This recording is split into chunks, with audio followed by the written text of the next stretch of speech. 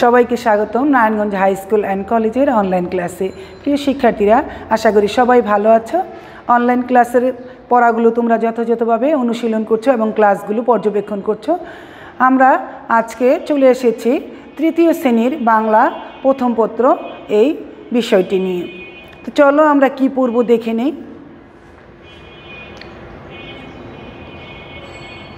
আজকে আমরা পড়ব, আমাদের পাঠের বিষয় হচ্ছে বাংলা প্রথম পত্র ভাষা শহীদদের কথা।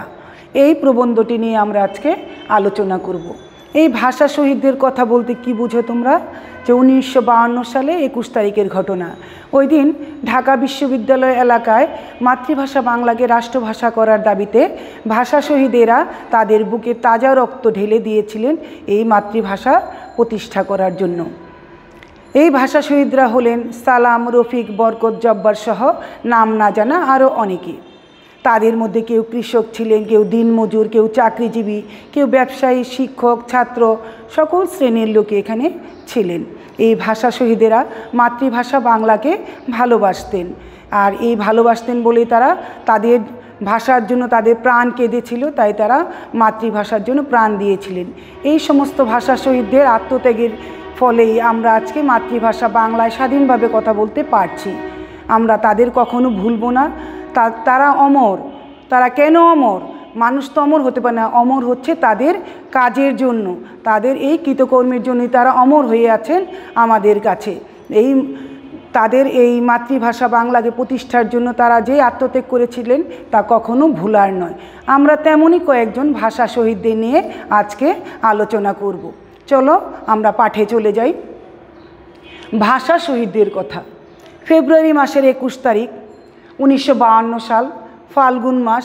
কোনো কোনো গাছ থেকে পাতা ঝরে পড়ছে, আবার কিছু গাছে নতুন পাতা গজিয়েছে, পলাশ ফুল ফুটেছে। তোমরা তো জানোই যে ফাল্গুন মাসে বসন্তকালে পলাশ ফুল ফুটে। ঢাকা বিশ্ববিদ্যালয় এলাকা থমথমে ভাব ছিল সেই দিন।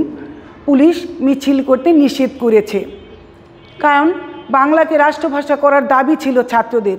এই কারণে পুলিশ বলেছে মিছিল করা যাবে না। পাকিস্তান সরকার চেয়েছিল যে উর্দুকে একমাত্র রাষ্ট্রভাষা করতে, বাঙালির মুখের ভাষাকে কেড়ে নিতে চেয়েছিল। কিন্তু ছাত্র জনতা তা মানবে না, তারা মিছিল করবে। টকবগে তরুণরা বেপরোয়া, প্রয়োজনে তারা জীবন দেবে, কিন্তু মায়ের ভাষার দাবি ছাড়বে না। তাহলে আমরা কি বুঝতে পারলাম যে এই দিন এই মাতৃভাষার জন্য যে বাঙালিরা ছাত্র সমাজ আন্দোলন করেছিল, এর পরিপ্রেক্ষিতে পুলিশ মিছিল করতে নিষেধ করেছে। কারণ পাকিস্তান সরকার চায় যে উর্দুকে রাষ্ট্রভাষা করতে, মাতৃভাষা বাংলার জন্য কোনো আন্দোলন করা যাবে না।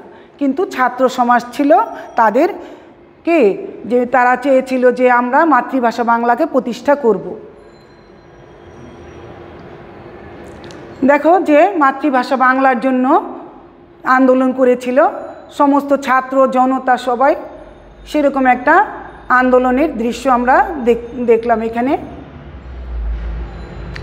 মিছিল বের হলো, মিছিল, কারণ পুলিশ মিছিল করতে নিষেধ করেছিল, তারপরও ছাত্র জনতা মিছিল বের করলো, মিছিলে গুলি করলো। আর এই গুলিতে নিহত হলেন সালাম, রফিক, জব্বার সহ নাম না জানা আরও অনেকে। তারা আমাদের ভাষা শহীদ।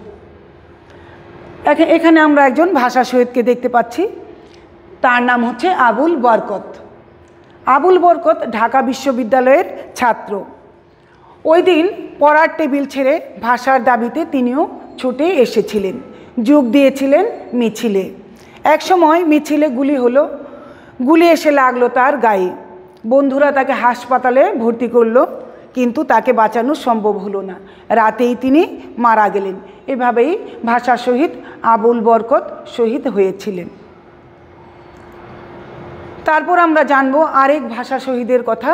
তার নাম হচ্ছে রফিক উদ্দিন আহমেদ। তার বাড়ি হচ্ছে মানিকগঞ্জে।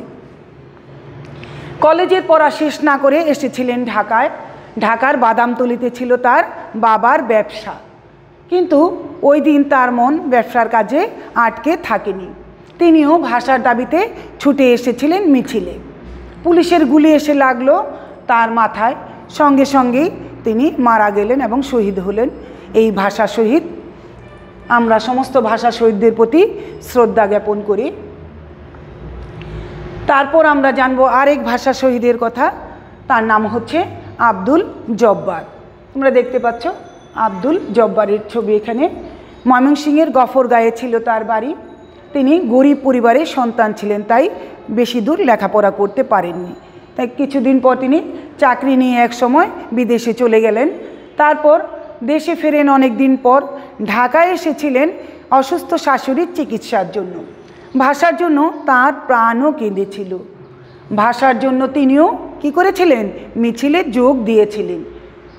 তেমনই এই মিছিলে যাওয়ার পর পুলিশের গুলি এসে যেমন লেগেছিল অন্য অন্য ভাষা শহীদদের গায়ে, সেরকম পুলিশের একটা গুলি এসে লেগেছিল এই আব্দুল জব্বারের গায়েও। তাকে নিয়ে যাওয়া হলো হাসপাতালে, কিন্তু ডাক্তাররা তাকে বাঁচাতে পারেননি। সেদিন রাত্রেই তিনি মারা গেলেন। আরেক ভাষা শহীদের নাম আব্দুস সালাম।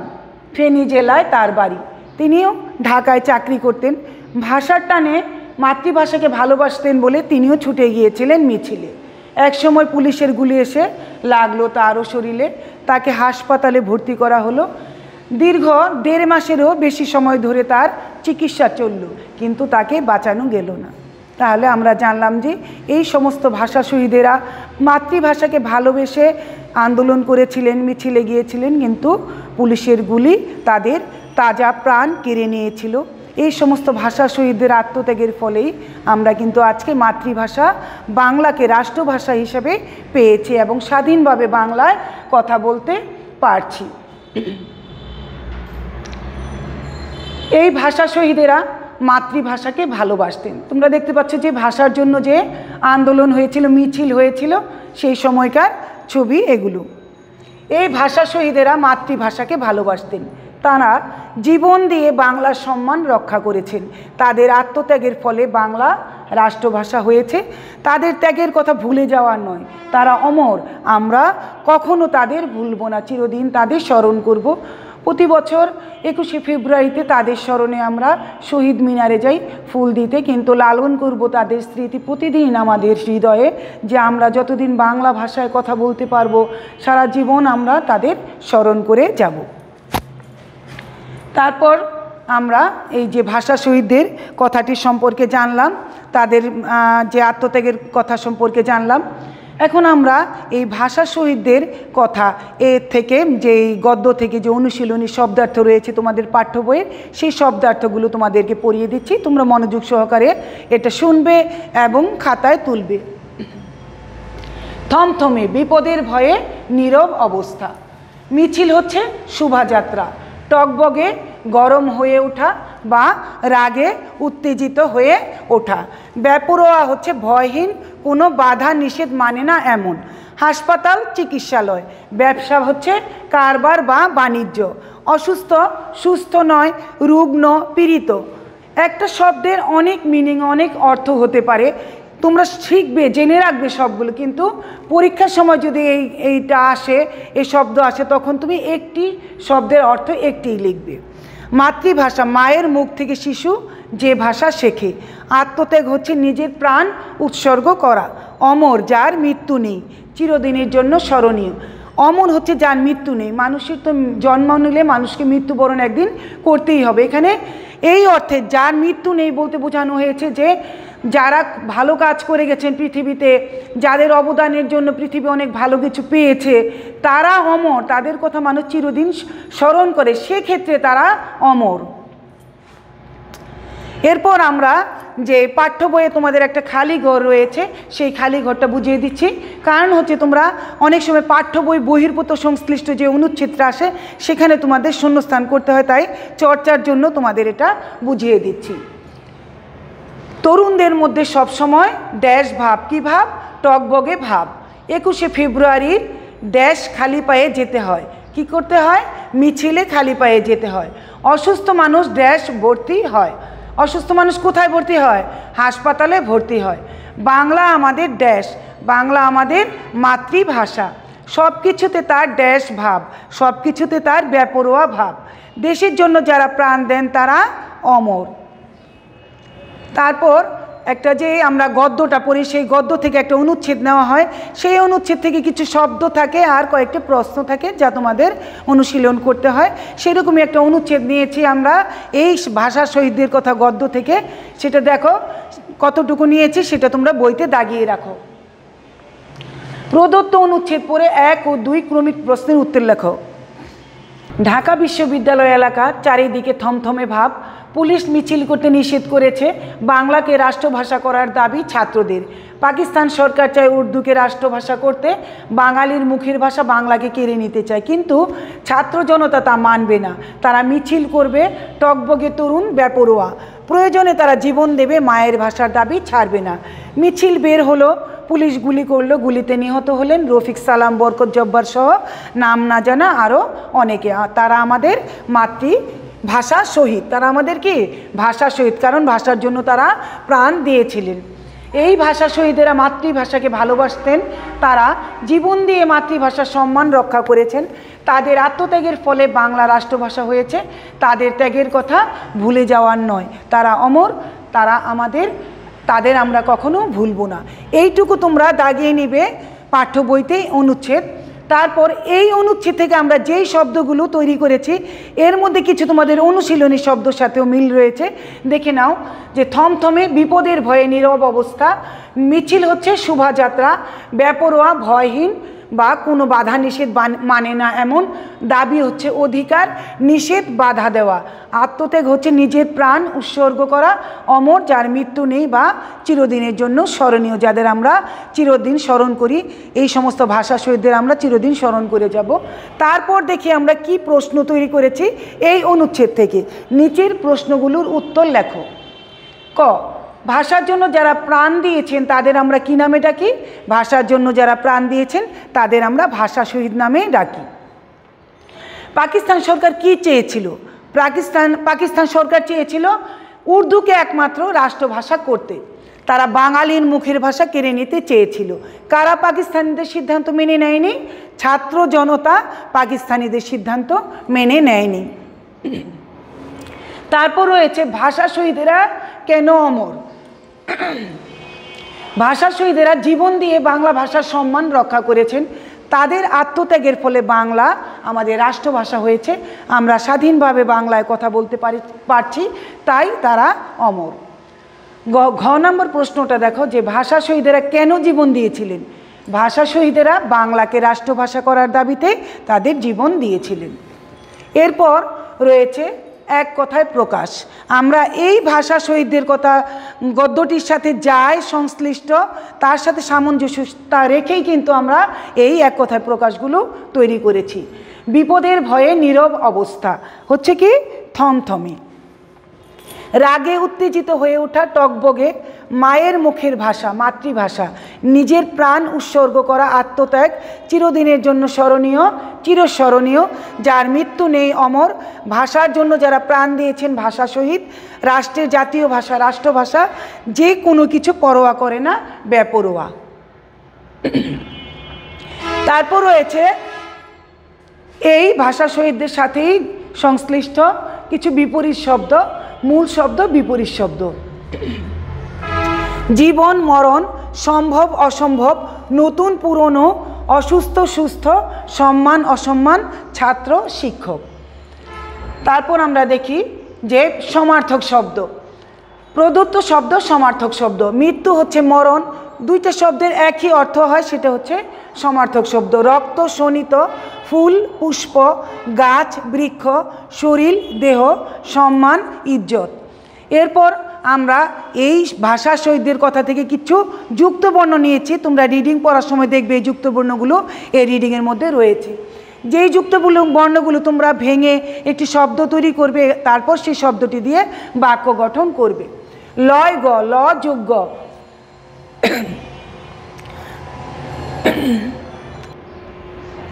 আমি আবার বলছি, লয় গ, ল যোগ গ। ফাল্গুন, ফাল্গুন মাসে বসন্ত ঋতু, যেমন ফাল্গুন চৈত্র বসন্তকাল, আবার আমরা এটাও বলতে পারি। শয় থ, স যোগ থ, দন্তের স যোগ থ। স্বাস্থ্য, স্বাস্থ্যই সকল সুখের মূল। ময় ম, ম যোগ ম, সম্মান, গুরুজনদের সম্মান করতে হয়। ময় ভ, ম যোগ ভ, সম্ভব, চেষ্টা থাকলে সব কিছুই করা সম্ভব। আবার এখানে দিতে পারো তুমি দম্ভ, তোমার কারো দম্ভ থাকা ভালো নয়।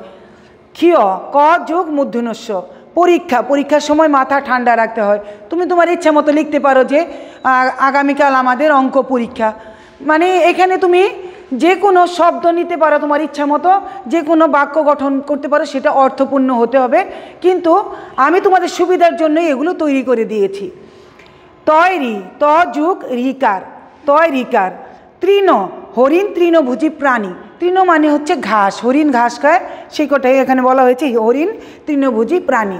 তারপর রয়েছে ক্রিয়াপদের চলিত রূপ, সাধুরূপ, চলিত রূপ। তোমরা দেখো যে আমরা সম্পূর্ণ ভাষা শহীদদের কথা রিডিং থেকে এই ক্রিয়াপদের চলিত রূপটা তৈরি করেছি।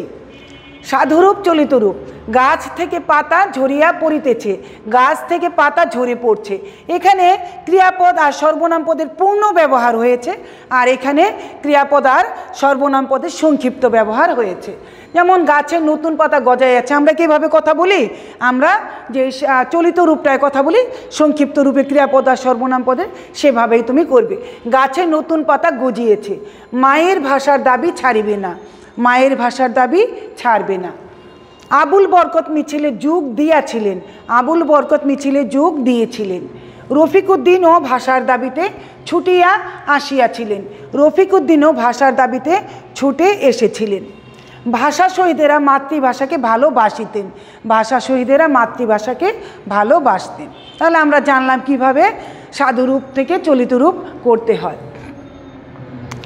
তারপর আমরা প্রতিটা গদ্য পড়ার পরই বা পদ্য পড়ার পর সেখান থেকে কিছু অংশ নিয়ে, গদ্য বা পদ্যের কবিতার অংশ নিয়ে সেখান থেকে প্রশ্ন তৈরি করি। সেরকম একটি অনুচ্ছেদ নিয়েছি, তোমরা দেখো যে কীভাবে প্রশ্নগুলো তৈরি করতে হয়। প্রদত্ত অনুচ্ছেদ পড়ে কে কী, কোথায়, কেন, কিভাবে, কখন প্রভৃতি শব্দগুলো একবার ব্যবহার করে 5টি প্রশ্ন তৈরি করো। এখানে তুমি আরও যে অপশনগুলো আছে, যে শব্দগুলো আছে, তুমি কিন্তু ব্যবহার করতে পারবে। এর বাইরেও কারা, কিসের, কাদের, এরকম ব্যবহার করতে পারবে। ভাষা শহীদ আব্দুস সালামের বাড়ি ফেনী জেলায়, ভাষা শহীদ আব্দুস সালামের বাড়ি কোন জেলায়, এখান থেকে এই প্রশ্নটা হলো। তিনি ঢাকায় চাকরি করতেন, তিনি কোথায় চাকরি করতেন, এখানে কোথায় দিয়ে প্রশ্নটা করা হয়েছে। আমি লিখতে পারতাম ভাষা শহীদ আব্দুস সালামের বাড়ি কোথায়, কিন্তু আমি কোন জেলায় করেছি, কারণ এখানে কোথায় দিয়ে আমার আরেকটা প্রশ্ন নিতে হবে। অনুচ্ছেদটা পড়ে তুমি চিন্তা করবে প্রথমে যে কোন কোন শব্দগুলো দিয়ে আমি প্রশ্ন তৈরি করব, সেগুলো আগে মনে রেখে নিবে, তারপর তুমি প্রশ্ন তৈরি করবে। অন্যথায় তোমার 2টি শব্দ দিয়ে একই প্রশ্ন হয়ে যাবে। সেক্ষেত্রে 2টি শব্দ দিয়ে কিন্তু 2টি প্রশ্ন, একটি প্রশ্ন 2টি প্রশ্ন তুমি তৈরি করতে পারবে না, একটি শব্দ দিয়ে একটি প্রশ্নই তৈরি করবে। আচ্ছা, ভাষার টানে তিনিও গেলেন মিছিলে। কেন তিনি মিছিলে গিয়েছিলেন? ভাষার টানে। এক সময় পুলিশের গুলি এসে লাগলো তার শরীরে। পুলিশের কি এসে লাগলো আব্দুস সালামের গায়ে? এখানে হতে পারতো পুলিশের গুলি কোথায় এসে লাগলো, কিন্তু আমি কোথায় দিয়ে কিন্তু প্রশ্নটি তৈরি করে ফেলেছি। এই কারণে আমি পুলিশের কি এসে লাগলো আব্দুস সালামের গায়ে, গুলি এসে লাগলো। হাসপাতালে 1.5 মাসেরও বেশি সময় ধরে চিকিৎসা চলল। তিনি কতদিন হাসপাতালে চিকিৎসাধীন ছিলেন? তাহলে আমরা জানলাম যে কিভাবে প্রশ্ন তৈরি করতে হয়। কিন্তু প্রশ্ন তৈরি করলেই কি প্রশ্ন হয়ে গেল? না, তোমাকে সব সময় মাথায় রাখতে হবে যে প্রশ্নটা তৈরি করার পরে আমাকে এই প্রশ্নবোধক চিহ্নটা ব্যবহার করতে হবে, অন্যথায় তোমার এই প্রশ্ন তৈরি করাটা যথার্থ হবে না। এরপর প্রদত্ত অনুচ্ছেদ পড়ে উপযুক্ত স্থানে বিরাম চিহ্ন বসাও। যে এই গদ্য থেকে আমি 2টা তোমাদের জন্য যে 2টি বিরাম চিহ্ন নিয়েছি সেগুলো তোমরা দেখে নাও। ফেব্রুয়ারি মাসের 21 তারিখ দাড়ি, 1952 সাল দাড়ি, ফাল্গুন মাস দাড়ি, কোনো কোনো গাছ থেকে পাতা ঝরে পড়ছে দাড়ি, কিছু কিছু গাছে নতুন পাতা গজিয়েছে। আরেক ভাষা 2 নম্বরটা দেখো, ভাষা শহীদের নাম আব্দুস সালাম, এখানে দাড়ি হবে। ভাষার টানে তিনিও গেলেন মিছিলে, এখানেও দাড়ি হবে। এক সময় পুলিশের গুলি এসে লাগলো তার শরীরে, এখানেও দাড়ি হবে। তাকে হাসপাতালে ভর্তি করা হলো, দাড়ি। 1.5 মাসেরও বেশি সময় ধরে চিকিৎসা চললো, এখানেও দাড়ি। তোমরা কি করবে? এই অনুচ্ছেদটি খাতায় তুলবে, সেখানে দাড়ি কমা বসানো থাকবে না, না দেখে তোমরা এগুলো চর্চা করবে যে কোথায় কোথায় দাড়ি কমা বসাতে হয়। সেটা বসানোর পরে তোমরা উত্তরটি দেখে সেটা কারেকশন করবে। তাহলে আমরা ভাষা শহীদদের সম্পর্কে, যে ভাষা শহীদদের কথা সম্পর্কে জানলাম, যে তাদের আত্মত্যাগের ফলেই আজকে আমরা মাতৃভাষা বাংলা রাষ্ট্রভাষা হয়েছে, আমরা স্বাধীনভাবে বাংলায় কথা বলতে পারছি। এই সমস্ত ভাষা শহীদেরা অমর, তাদের আমরা চিরদিন স্মরণ করব। তাহলে এই ভাষা শহীদদের কথা থেকে তোমরা যা যা পড়বে সেগুলো দেখে নাও, যে অনুশীলনের শব্দার্থ পড়বে, প্রশ্ন উত্তর পড়বে অনুচ্ছেদের, তারপর পড়বে সমার্থক শব্দ, বিপরীত শব্দ, ক্রিয়াপদের চলিত রূপ, এক কথায় প্রকাশ, বিরাম চিহ্ন, অনুচ্ছেদ পড়ে প্রশ্ন তৈরিকরণ। এই পড়াগুলো তোমরা ভিডিও দেখে খাতায় তুলবে এবং যথাযথভাবে এগুলো অনুশীলন করবে। তো প্রিয় শিক্ষার্থীরা, আশা করি সবাই এই ভাষা শহীদদের কথাটি ভালোভাবে বুঝতে পেরেছ। তোমরা বাসায় আরেকবার এই ভাষা শহীদদের কথাটি রিডিং পড়বে, তাহলে বিষয়টি তোমাদের আরও আত্মস্থ হবে। সে পর্যন্ত সবাই ভালো থাকবে, সুস্থ থাকবে, সবার জন্য শুভকামনা রইল।